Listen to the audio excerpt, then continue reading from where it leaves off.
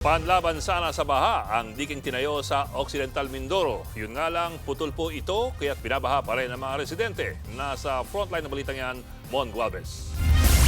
Sa drone video ng News 5, makikitang tila putol o hindi magkadugtong ang road dike na ito sa Sitio Lagnas, Barangay San Pedro, sa bayan ng Rizal, Occidental Mindoro.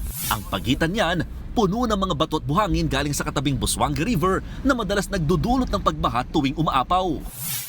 Ito yung dulo ng ginawang dike dito sa Sitio Lagnas. Ang problema, aabot sa mahigit 100 metro yung butas o pagitan.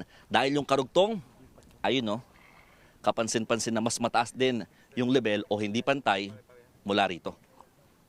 Sabi ng mga taga-barangay, magkaiba kasi ang kontraktor ng dalawang porsyon ng dike. Base naman sa sumbong sa Pangulo website, isa rito ang nakumpleto noong July 2023 ng FA Torres Construction habang Sunwest Incorporated naman ang may hawak nung pangalawa. Nitong Hulyo, nasira rin ang ibang bahagi ng dike. Tanging bakal at tipak na lamang ng mga bato ang naiwan matapos matibag ng ragasan ng tubig. Kapansin-pansin naman ang mga inilagay na masilya sa konkretong bahagi ng dike, indikasyon na itinapal ito sa mga naging crack o bitak. Sa bayan ng Sablayan, tumambad ang mas matinding sira sa itinayong flood control project. Nagkabutas-butas, halos madurog ang mga simento at tuluyan na ngang bumigay ang ilang bahagi ng dike. Marami ring mahahabang bitak ang makikita. Sa laki ng pinondo rito, tapos ganito nang yung nangyari na sa isang iglap, bumagsak siya. Magkakaibang kontraktor din ang nasa likod ng pinaghati-hating porsyon ng proyekto sa paligid ng Amnay River.